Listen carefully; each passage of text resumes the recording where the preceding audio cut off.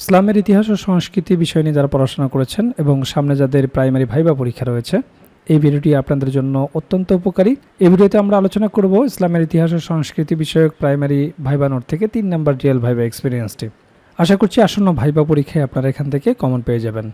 যার viva experience আলোচনা করব তিনি মোহাম্মদ জাকির হুসাইন এবং তিনি পটুয়াখালী জেলা থেকে ভাইবা পরীক্ষায় অংশগ্রহণ করেছিলেন। বুঝতে পারছেন, পটুয়াখালী জেলা থেকে যারা ভাইবা পরীক্ষা দিবেন তাদের জন্য খুবই গুরুত্বপূর্ণ। সেই সাথে অন্যান্য জেলা থেকে যারা ইসলামের ইতিহাস ও সংস্কৃতি বিষয়ে ভাইবা পরীক্ষা দিবেন তারাও বুঝতে পারবেন যে কোন কোন বিষয়গুলো প্রাইমারি ভাইবা পরীক্ষায় জিজ্ঞেস করে থাকেন। তো যেমনটি ছিল তার ভাইবা এক্সপিরিয়েন্স, প্রথমে অনুমতি নিয়ে ভিতরে প্রবেশ করলাম এবং সালাম দিলাম। এরপর পিটিআই ম্যাম যিনি ছিলেন তিনি বসতে বললেন, আমি ধন্যবাদ দিয়ে বসলাম। সেই সাথে জিজ্ঞাসা করলাম আপনারা কেমন আছেন। তো এডিসি স্যার বললেন আলহামদুলিল্লাহ, আপনি কেমন আছেন? আমিও বললাম আলহামদুলিল্লাহ ভালো আছি।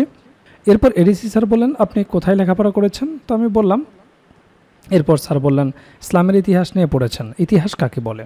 তো বললাম ইতিহাস হলো মানবজাতির অতীত কার্যকলাপ, ঘটনা এবং সংস্কৃতির অধ্যয়ন ও বিবরণ। এটি সময়ের সাথে সাথে ঘটে যাওয়া ঘটনাগুলির একটি ধারাবাহিক বর্ণনা যা মানুষের জীবন, সমাজ এবং সংস্কৃতির উপর আলোকপাত করে। এরপর স্যার বললেন সংস্কৃতি কাকে বলে? তো আমি বললাম সংস্কৃতি হলো একটি সমাজের মানুষের তৈরি করা সব কিছু যা তাদের জীবনযাত্রা, মূল্যবোধ এবং ঐতিহ্যকে প্রতিফলিত করে। এরপর স্যার বলেন ইতিহাসবিদ হিসাবে 15 আগস্টের ঘটনার কারণ কিভাবে বিশ্লেষণ করবেন? তো বলতে পারেন 15 আগস্টের ঘটনার পিছনের কারণগুলো বিশ্লেষণ করলে বেশ কয়েকটি বিষয় উঠে আসে। সেটি হচ্ছে প্রথমত রাজনৈতিক অস্থিরতা।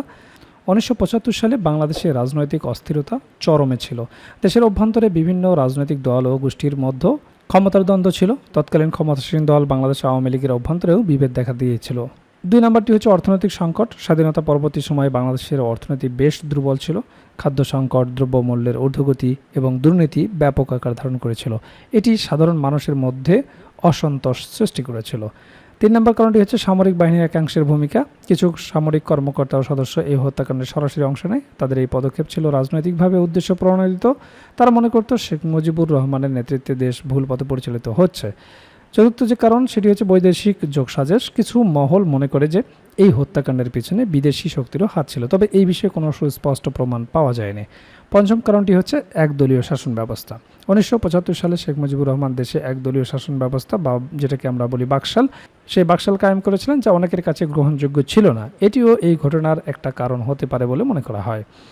এবং 6 নম্বর কারণ হিসেবে বলতে পারেন ব্যক্তিগত ক্ষোভ ও প্রতিহিংসা। কিছু ব্যক্তির ব্যক্তিগত ক্ষোভ এবং প্রতিহিংসা থেকেও এই হত্যাকাণ্ড ঘটতে পারে। বিভিন্ন জনের সাথে শেখ মুজিবুর রহমানের ব্যক্তিগত সম্পর্কের অবনতি ঘটেছিল যা এই হত্যাকাণ্ডের কারণ হতে পারে। তবে সব কথার মূল কথা হচ্ছে এখন রাজনৈতিক প্রেক্ষাপটের পরিবর্তন ঘটেছে। এই ধরনের প্রশ্ন হয়তো আপনাদেরকে আর জিজ্ঞাসা করবে না। তারপরে বাকশালের ব্যাপারটা করতেও পারে। তবে রাজনীতির প্রেক্ষাপট পরিবর্তনের সাথে সাথে কিছু প্রশ্ন তার গ্রহণযোগ্যতা হারিয়ে ফেলে। এগুলো আপনারা জানেন, বোঝেন। রাজনীতির প্রেক্ষাপট পরিবর্তন হলে কি কি ঘটে, কোন কোন বিষয়গুলো এড়িয়ে চলতে হয়, কোন কোন বিষয়গুলো অ্যাড করতে হয়। তো এরপর ডিবিও স্যার জিজ্ঞেস করলেন বিএম কলেজ সম্পর্কে ইংরেজিতে বলুন। তো আমরা এখানে অ্যাড করে দিয়েছি যারা বিএম কলেজ থেকে পড়াশোনা করেছেন তারা যে সাবজেক্ট থেকে ভাইবা পরীক্ষা দেন না কেন এই অংশটুকু অ্যাড করতে পারেন। যে Brajamohan college is one of the oldest and most prestigious educational institutions in Bangladesh. It is situated in Borishal city and was established in 1889 by Ashwini Kumar Datta. The college has a large campus and it is known for its academic and cultural activities. Many distinguished individuals have graduated from BM College, contributing to various fields. এরপর sir translation জিজ্ঞেস করলেন মেয়েটি বকুল ফুল তুলছে। তো আমি বললাম sir বকুল ফুল ইংরেজি এখন মনে আসতেছে না। তখন স্যার বললেন আচ্ছা ঠিক আছে, তাহলে বলুন মেয়েটি ফুল তুলছে। তো আমি বললাম the girl is picking flower. তারপর স্যার আসতে বললেন, আমি সালাম দিয়ে চলে এসেছি। তো আপনারা দেখলেন ভাইবা বোর্ডে কী ধরনের প্রশ্নগুলো জিজ্ঞেস করা হয়, কোন কোন বিষয় থেকে প্রশ্ন জিজ্ঞেস করা হয়। আর এই বিষয়গুলো নিয়েই আমরা তৈরি করেছি প্রাইমারি ভাইবার জন্য কমপ্লিট একটা প্যাকেজ, যে প্যাকেজে আপনার বিষয়ভিত্তিক ভাইবা প্রশ্ন তো থাকবে, একেবারে রিয়েল ভাইবার আলোকে বিষয়ভিত্তিক নোটটি তৈরি করা হয়েছে, যেখানে বিগত বছরে যে রিয়েল ভাইভাগুলো হয়েছে তা সুন্দরভাবে সমাধান করে দেওয়া হয়েছে। সেই রিয়েল ভাইভাগুলোও যদি আপনারা ভালো মতো দেখে যান সেখান থেকেই বেশিরভাগ প্রশ্ন আপনারা কমন পেয়ে যাবেন। এছাড়াও আপনারা জানেন যে ডিপার্টমেন্টে আপনি ভাইভা দিতে যাবেন সেই ডিপার্টমেন্ট সম্পর্কে অবশ্যই আপনাকে প্রশ্ন জিজ্ঞেস করতে পারে। তো সেই বিষয় সম্পর্কে একটা ভাইভা নোট থাকবে, প্রাইমারি সম্পর্কিত একটা ভাইভা নোট থাকবে। প্রাইমারি ভাইভায় অবশ্যই আপনাকে অনুবাদ জিজ্ঞেস করবে, অনুবাদের উপর একটা ভাইভা নোট থাকবে, যেগুলো প্র্যাকটিস করে গেলেই যথেষ্ট। এরপর আপনার নিজ জেলা সম্পর্কে অবশ্যই আপনাকে দু একটি প্রশ্ন জিজ্ঞেস করতে পারে। আপনার জেলা কেন বিখ্যাত, আপনার জেলা দর্শনীয় স্থান কি, আপনার জেলার নামকরণ ইতিহাস কি, বিখ্যাত খাবার কি, ভাষা ও সংস্কৃতি সম্পর্কে জিজ্ঞেস করতে পারে, মুক্তিযুদ্ধে কী অবদান রেখেছিল, নানাবিধ গুরুত্বপূর্ণ প্রশ্ন থেকে আপনাকে দু চারটি প্রশ্ন জিজ্ঞেস করতে পারে। তো সে সম্পর্কিত আপনার জেলার ওপর সুন্দর একটা সাজানো গোছানো নোট থাকবে।